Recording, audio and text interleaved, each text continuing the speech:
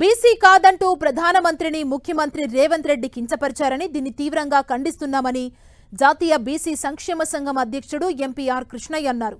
హైదరాబాద్లో బీసీ నాయకులతో సమావేశమైన ఆయన ప్రధానమంత్రి కన్వర్టెడ్ బీసీ అని అనడం అవగాహన రాహిత్యమని, బీసీలను కించపరచడమే అని కృష్ణయ్య తెలిపారు.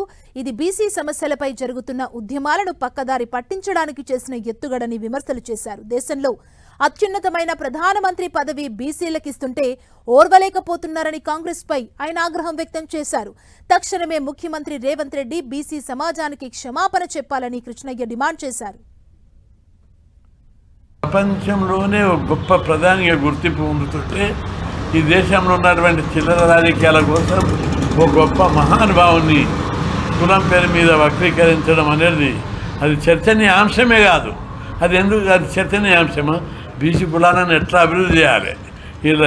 ఇక్కడ రాష్ట్రం ఏంటిది? ఇక్కడ రాష్ట్రంలో కూడా బీసీలకు ఎక్కడ లాభం చేసిరు మీరు చెప్పండి.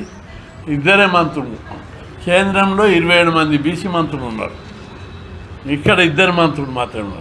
నామినేటెడ్ పోస్టులో 30% కేంద్రం ఇస్తుంది, మీరు 160కి ఆ 15 పదాలు ఇచ్చారు. చాలా తక్కువ ప్రాధాన్యత ఇచ్చారు.